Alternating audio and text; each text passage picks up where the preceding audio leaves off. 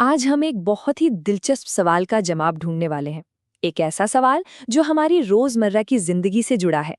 आखिर ये बिजली है क्या? मतलब ये दिखती तो है नहीं, पर हमारी पूरी दुनिया को चलाती है।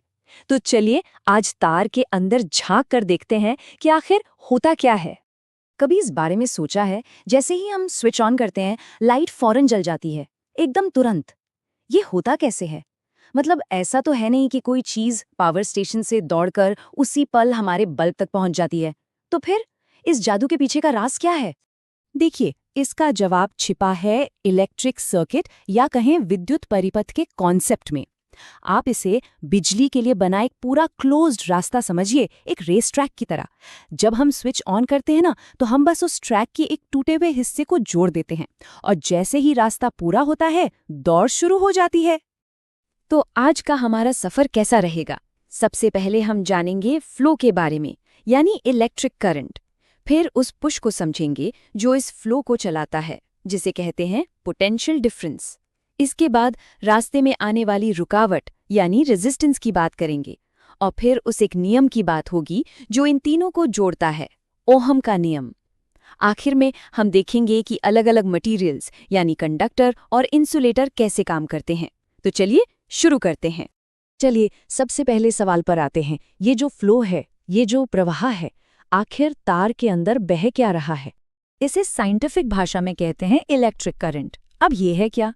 ये बस इस बात का हिसाब है कि एक सेकंड में तार के किसी एक पॉइंट से कितना इलेक्ट्रिक चार्ज, आप कह सकते हैं कितनी बिजली गुजर रही है। ये फ्लो का रेट है, और इस रेट को हम नापते हैं एम्पियर में। इसको समझने का सबसे बढ़िया तरीका है पानी वाली मिसाल। सोचिए कि तार एक पानी का पाइप है, तो जो इलेक्ट्रिक करंट है वो उस पाइप में बहता हुआ पानी है। सीधी सी बात है, एक सेकंड में जितना ज्यादा पानी एक जगह से निकलेगा, हम कहेंगे पानी का फ्लो उतना ही ज्यादा है। बिल्कुल यही चीज बिजली के साथ भी होती है। और ये बात काफी हैरान करने वाली है कि एक छोटा सा करंट कितना ज्यादा चार्ज मूव कर सकता है।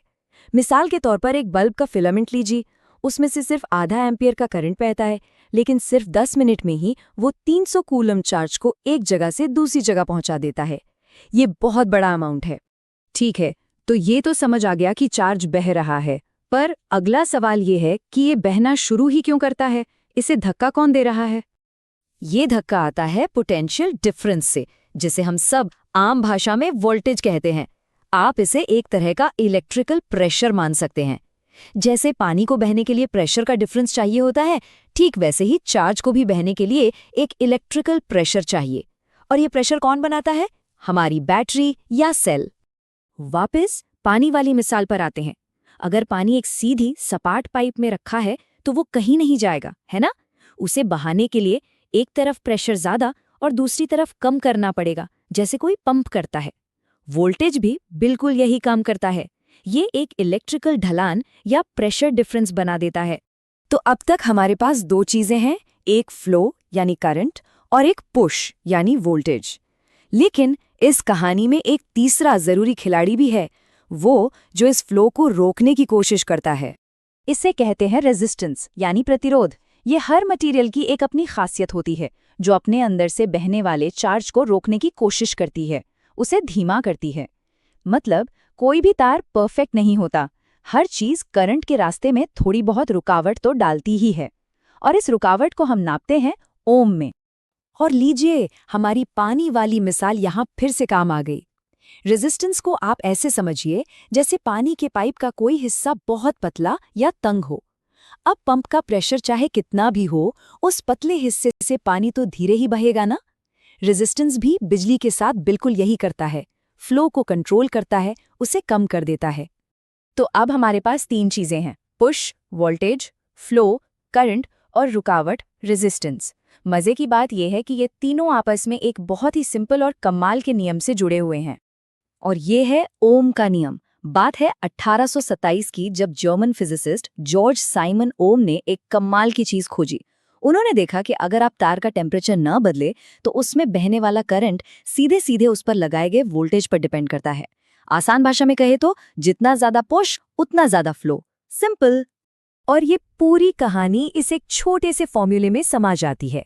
V = I × R, यानी वोल्टेज करंट और रेजिस्टेंस के गुणा के बराबर होता है। ये इलेक्ट्रिसिटी की दुनिया का सबसे ज़रूरी और पावरफुल फॉर्मूला है। सच में ये टेबल ओम के नियम को एक्शन में दिखाती है। जरा देखिए, जैसे जैसे हम सेल बढ़ाकर वोल्टेज V को डबल या ट्रिपल कर रहे हैं, करंट I भी ठीक उसी तरह बढ़ रहा है। पर सबसे इंटरेस्टिंग बात है आखिरी कॉलम। V को I से डिवाइड करने पर हर बार एक ही नंबर आ रहा है, 15। यही जो फिक्स्ड वैल्यू है ना, यही उस तार का रेजिस्टेंस है। अब जब हम रेजिस्टेंस को समझ चुके हैं, तो ये जानना भी ज़रूरी है कि क्यों कुछ चीज़ें बिजली को आसानी से गुजरने देती हैं और कुछ बिल्कुल नहीं। तो किसी भी तार का रेजिस्टेंस 4 चीज़ों पर डिपेंड करता है। पहला, तार की लंबाई। जितना लंबा तार उतना ज़्यादा रेजिस्टेंस। दूसरा, तार की मोटाई। जितना मोटा तार उतना कम रेजिस्टेंस। और तीसरा, वो किस चीज़ का बना है, यानी उसका मटीरियल। और हाँ, चौथा है टेम्परेचर। हर मटेरियल की अपनी एक फितरत होती है, एक अंदरूनी प्रॉपर्टी, जिसे कहते हैं इलेक्ट्रिकल रेजिस्टिविटी। ये किसी खास तार की बात नहीं है, ये खुद उस मटेरियल जैसे तांबा या रबर की अपनी पहचान है। ये बताती है कि वो मटेरियल चाहे किसी भी साइज या शेप का हो, नेचर से ही करंट को कितना रोकता है। अब इस टेबल को देखिए, कितना जबरदस्त फर्क है। एक तरफ है कंडक्टर्स जैसे चांदी और तांबा, जिनकी रेजिस्टिविटी ना के बराबर है, तभी तो हम इनसे बिजली के तार बनाते हैं। और दूसरी तरफ है इंसुलेटर्स जैसे कांच और रबर। इनकी रेजिस्टिविटी इतनी ज्यादा है कि ये करंट को लगभग ब्लॉक ही कर देते हैं। इसीलिए ये सेफ्टी के लिए इतने जरूरी हैं। और हाँ, बीच में नाइक्रोम जैसे अलॉयज भी हैं, जिनका अपना एक अलग ही काम है।